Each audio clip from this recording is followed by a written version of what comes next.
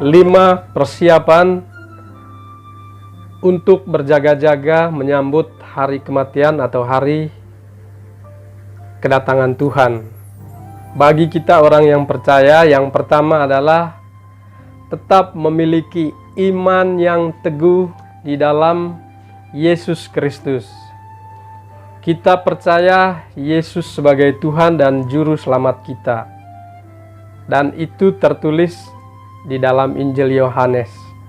Karena begitu besar kasih Allah akan dunia ini, sehingga Ia mengutus putranya yang tunggal, agar barang siapa yang percaya kepadanya tidak binasa, melainkan memperoleh kehidupan yang kekal.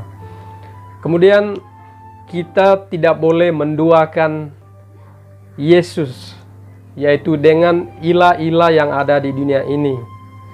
Kemudian kita tidak menjual iman kita atau menjual Yesus dengan harta atau dengan pasangan hidup kita. Semiskin apapun hidup kita, apapun kondisi kita, kita tetap memiliki berpegang teguh kepada iman kita.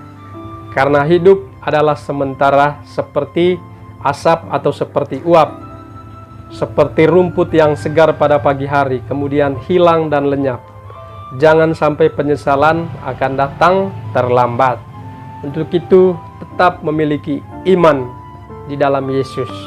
Itu adalah persiapan yang pertama. So, persiapan yang kedua adalah tetap berpegang teguh kepada firman Tuhan, yaitu Alkitab yang kita punya saat ini.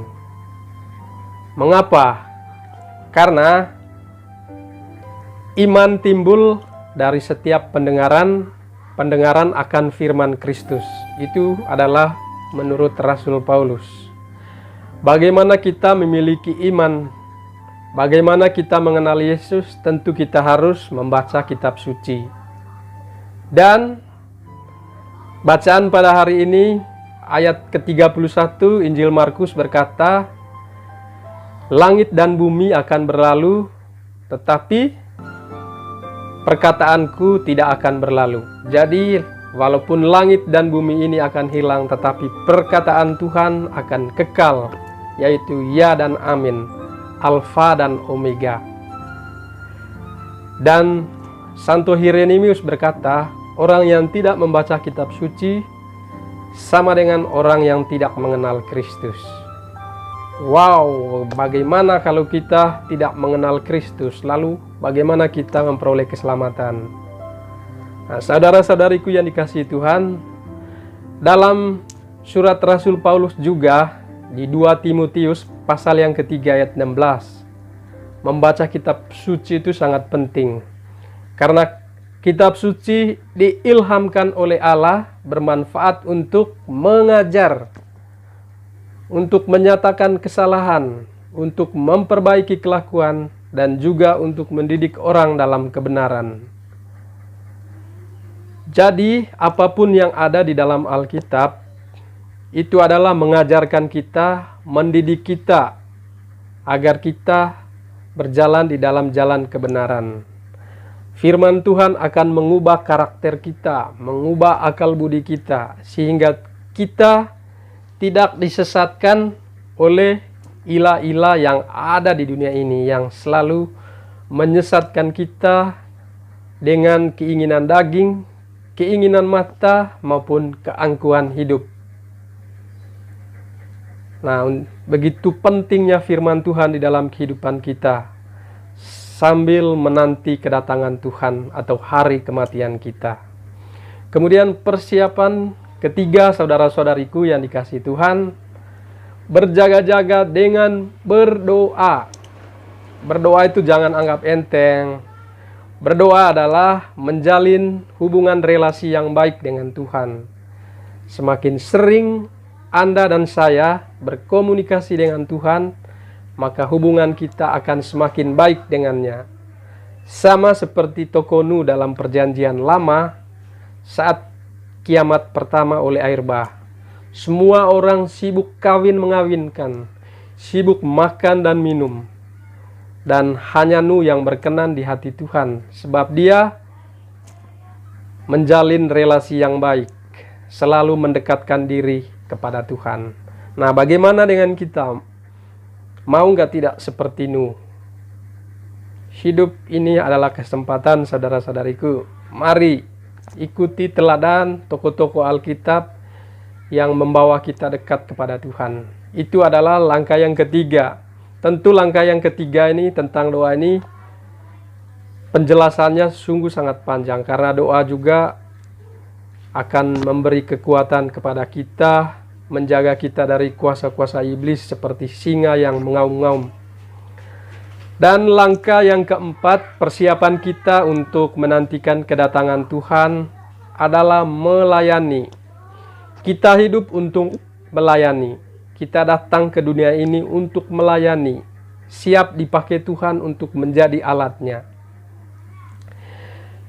Tuhan Yesus sebelum naik ke surga, Dia memberi amanat agung kepada para muridnya dan kepada kita, yaitu di Matius pasal yang ke-28 ayat 18 sampai ayat yang ke-20. Tuhan bersabda, "Segala kuasa telah diberikan kepadaku, baik di surga dan di bumi.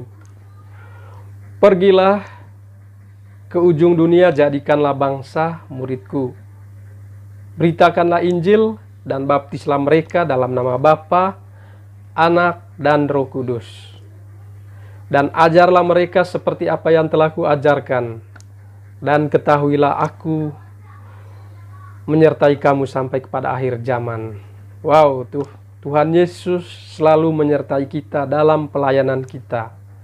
Nah, bagaimana kita tetap semangat untuk melayani Tuhan dengan segenap hati, segenap jiwa, dengan segenap akal budi kita, pikiran kita, kekuatan kita, baik dengan segenap waktu, harta, talenta kita persembahkan untuk melayani Tuhan. Kita juga melayani sama manusia, karena hidup kita manusia adalah makhluk sosial, saling tolong-menolong, terutama dalam situasi COVID seperti saat ini. Kita tidak boleh hidup egois yang mementingkan diri sendiri.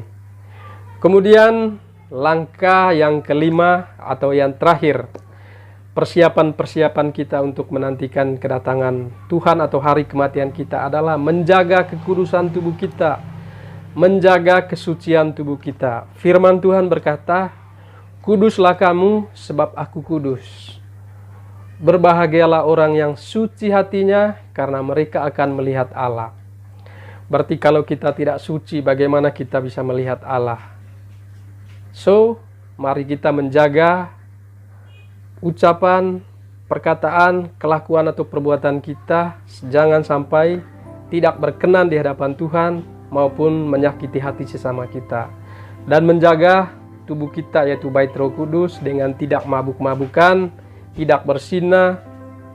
Kita tetap menjaga kesucian tubuh kita, karena itulah peringatan Tuhan pada hari ini. Dan saudara-saudariku yang dikasihi Tuhan, masih banyak juga langkah-langkah persiapan-persiapan yang lain, tetapi marilah kita untuk mengaplikasikan kelima langkah-langkah ini.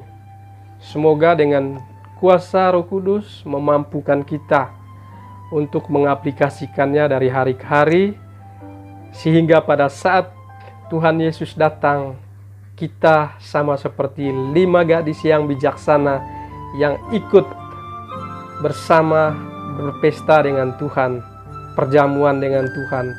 Jangan sampai kita seperti 5 gadis yang bodoh, yang tidak menyiapkan segala sesuatu dengan baik, sehingga mereka pun hanya tinggal penyesalan.